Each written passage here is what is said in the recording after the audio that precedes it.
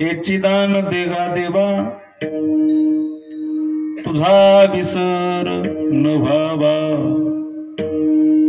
गुण गाईन आवडी हेची माझी सर्व जोडी, न लगे मुक्ती धन संपदा, संत संग देई सदा, गुण गाईन आवडी हेची माझी सर्व जोडी. तुका म्हणे गर्भवासी सुखे घालावे आम्हासी, गुण गाईन आवडी हेची माझी सर्व जोडी. विठ्ठला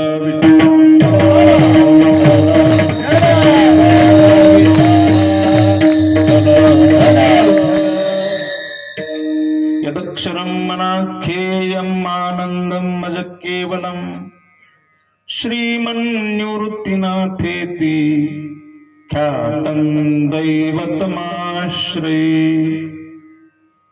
किरीटोज्ज्वलत् सर्वदिक्प्रान्तभागम् सुरैरर्चितं दिव्यरत्नैरनर्घैः, त्रिभङ्गाकृतिं बर्हमाल्यावतंसम् परब्रह्मलिङ्गं भजे पाण्डुरङ्गं. पांडुरंगा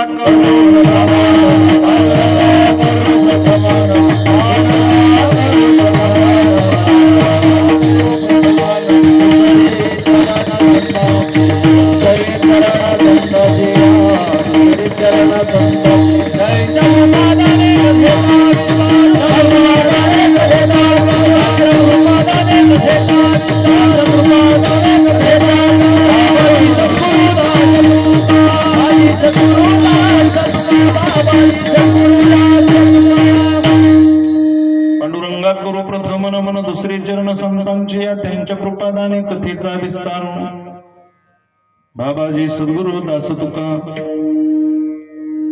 अलंकापुरी रम्य सिंहासनस्थं पदांभोज तेजस्फुरद्दिक् प्रदेशं विधीन्द्रादिदेवैः सदा स्तूयमानं समाधिस्थमूर्तिं भजे ज्ञानदेवं. नमो सद्गुरु तुकया ज्ञानदीपा, नमो सद्गुरु सच्चिदानंद रूपा, नमो सद्गुरु भक्त कल्याण मूर्ती, नमो सद्गुरु भास्करा पूर्ण कीर्ती. तुझा ठवी विसरवी आपणाते तरंगा जळी घालिता ऐसे होते. अलंकार सोनेची होऊनी ठेला, निळाया परी आठवी सद्गुरुना विठ्ठला.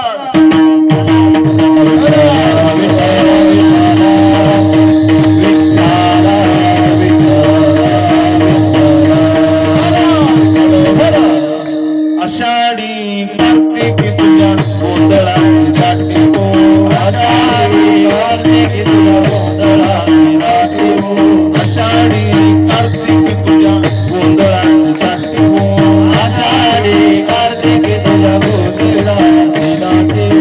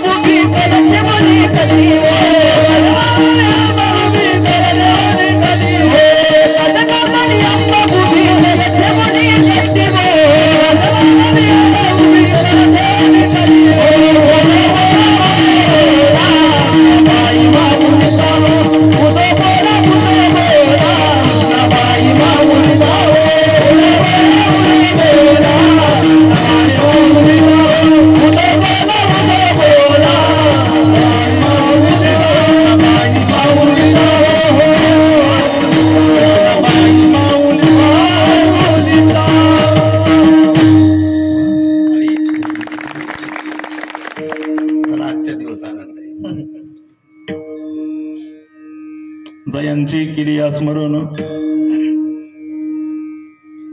होय सकळ विद्यांचे अधिकरण तेच वंदो श्रीचरण श्री गुरूंचे ते नमस्कार आता प्रस्तुत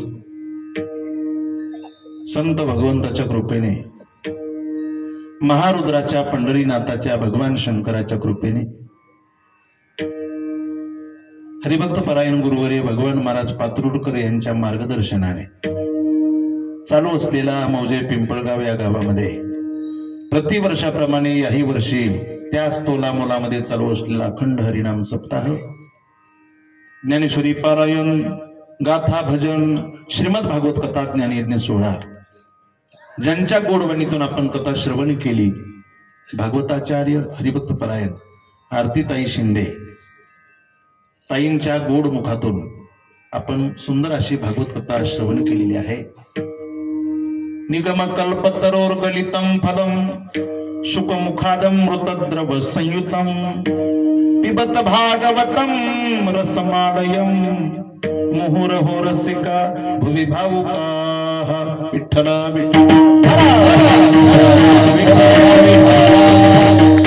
दररोज रात्री 9 ते 11 आपण कीर्तन ऐकत आहात। आज बघता बघता उपांत्य दिवस 7वा दिवस उद्या काल्याचं कीर्तन आहे। आज जागराचा दिवस आहे। ग्रामस्थांनी आजची सेवा माझ्याकडे दिलेली आहे। ग्रामस्थांकडून ज्यांनी फोन केला आमचे परमार्थ प्रेमी हरिभक्त परायण धर्मराज महाराज मायकर महाराजांनी फोनवर संपर्क केला आणि तुमच्या दर्शनाचा योग आला। विठ्ठल गेल्या वर्षी ही सेवा होती गेल्या वर्षी आणि याही वर्षी पुन्हा योग आलेला आहे। आमचे माऊली दादा मायकर आहेत। गेल्या वर्षी बिभीषण महाराजांनी फोनवर संपर्क केला होता। या ठिकाणी आल्यानंतर ग्रामस्थ मंडळी बहुसंख्य मायमावल्या सर्वांची उपस्थिती या ठिकाणी लाभलेली आहे। इकडे जर पाहिलं तर महाराष्ट्रातील मोठी मोठी भजनी मंडळी वारकरी मंडळी गुणवान मंडळी यांची उपस्थिती आहे। खरं तर प्रत्येकाचं नाव घ्यायलाच पाहिजे विचारून का होईना, पण एवढं मला पटपट येणार नाही, वेळ जाईल। सर्वांच्या पायावर आदरानं नमन करतो। अष्टांगेन स्पर्शत भूमीम साष्टांग प्रणितस्य सह सर्वांच्या पायावर नमन। आमचे आदरणीय लक्ष्मण बापू फपा बापूंची उपस्थिती या ठिकाणी लाभलेली आहे। महाराष्ट्रातील सुप्रसिद्ध भजन सम्राट उत्कृष्ट कीर्तनकार आणि भावी भागवताचार्य झाली कथा झाली वाटतं कथा आहे की नाही? वा सॉरी भागवताचार्य हरिभक्त परायण दत्ता महाराज सोनवणे आमच्या परिसराचं वैभव महाराजही उपस्थित आहेत। गान कोकिळा हरिभक्त परायण माऊली महाराज जगताप महाराजही उपस्थित आहेत। बाकी ही सगळी वारकरी मंडळी पंढरीची निष्ठावंत वारकरी मंडळी आहे माझ्या वडिला समान, त्यांचाही आदर करतो। इकडं पाहिलं तर ज्ञानोबराय वारकरी शिक्षण संस्थेचे हे चिमुकले विद्यार्थी यांच्याकडे बघून एकदा टाळी वाजवा बघा। भजन करत असताना कसे भजन करतायत, कशी टाळ वाजवतायत, कशी पावली खेळतायत। 7 दिवस हरिपाठ सहित या लेकरांनी तुम्हाला मंत्रमुग्ध केलं आणि बऱ्याच माईच्या मनात आला असं घातलं असतं तर आपलं बरं झालं असतं तेव्हा नाही की कळालं आता काय उपयोग आहे असं वाटलं असं।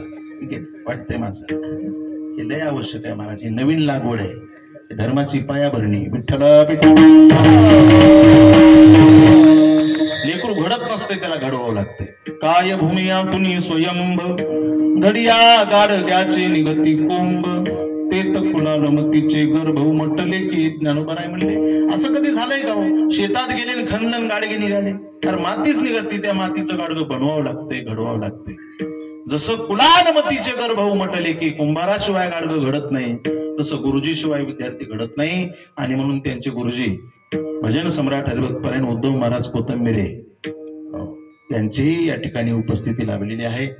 असा गोड कार्यक्रम मृदंग वैभव मृदंग सम्राट मृदंग महामेरू राम महाराज काजळी भाऊ यांचे पटशिष्य लाडके शिष्य आमचा गोरख महाराज सवाशे नाकलगावकर गोरख महाराजांची सुद्धा या ठिकाणी उपस्थिती आहे। आमचे बंधू जनसामान्याचा विकासनामा हे ज्यांचा पेपर आहे आणि समाजासाठी जे अहर्निशी धडपडत असतात, बालासाहेबजी फपाळ संपादक त्यांची या ठिकाणी उपस्थिती लाभलेली आहे. आमचे परमस्नेही गंगाधर भाऊ खुपसे पाटील बोरवंडकर तेही या ठिकाणी उपस्थित झालेले आहेत. बंडू भाऊ आहेत, खरात बहुसंख्य माय माऊले आहेत. सर्वांच्या उपस्थितीमध्ये मी 1 तास बोलणार आहे. विठ्ठल विठ्ठल 1 तासभर. आणि साऊंड विषयी जर बोलू, फक्त असंच राहू द्या, operating no challenge. Vitthal Vitthal. त्यांना मार्क द्यावं तितके कमी आहेत. आमचे आदरणीय मामाची ओळख आहे, मोठे मोठे माऊली महाराज मोगल. वा वा, माऊली महाराजही उपस्थित आहेत. खूप गोड असा कार्यक्रम आहे. सेवेसाठी निवडलेला भंग जगदवंदनीय जगद्गुरु तुकाराम महाराज यांचा 4 चरणाचा आणि सर्वांच्या पाठांतरातला आहे का नाही? आमचे बाबा आहेत, चौधर बाबा आहेत, सर्वांच्या पाठांतरातला. असा वारकरी नाही की त्याला हा अभंग पाठ नाही. ज्याला अभंग पाठ नाही त्याला वारकरी नाही म्हणायचं. विठ्ठल विठ्ठल.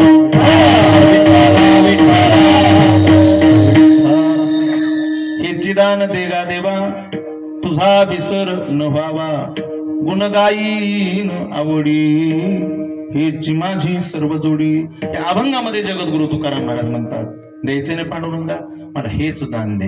या अभंगात जगद्गुरु तुकोबाराय दान मागतात. काही लोक म्हणत असतील, महाराज तुकाराम महाराज मागतात, हे शब्द आमच्या कानाला पटन लागले का? वैराग्यस्य परामूर्तीम देहू क्षेत्र निवासीनाम तुकाराम महाराष्ट्र भक्तराज चतुष्टकम. वैराग्य म्हणलं की तुकोबाराय, ज्ञान म्हणलं की ज्ञानोबाराय, प्रेम म्हणलं की नामदेवराय, आणि दया म्हणलं की नाथराय. मग वैराग्य म्हणलं की तुकोबाराय, वैराग्यस्य परामूर्तीम असं जर श्लोकात शब्द असेल तर जगद्गुरु तुकाराम महाराज मागतात. हे कसं ऐका वाटेल? विठ्ठल विठ्ठल. अभंग महाराजाचा हे चिदान देगा देवा. त्याचं कारण हे, जे मागत नाहीत त्याला संत म्हणतात, मागितल्याशिवाय राहत नाहीत त्याला जीव म्हणतात, जे मागत नाही त्याला दिल्याशिवाय राहत नाही त्याला देव म्हणतात. विठ्ठल विठ्ठल. जगद्गुरु तुकोबाराय म्हणले खरं तर मागायलाच ना पाहिजे, पण त्याच्यात कोणाला मागायला ना पाहिजे हे मुद्दा आहे. संसार म्हणलं की मागणं आलं, जीवन म्हणलं की मागणं आलं.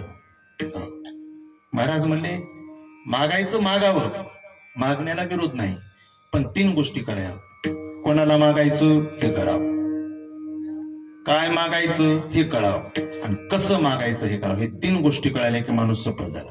पहिली गोष्ट कोणाला मागायचं कळावं. महाराज म्हणले आम्ही कोणालाही मागत नाहीत, आम्ही देवालाच मागतो, आणि काही मागत नाहीत देवालाच मागतो. विठ्ठल विठ्ठल.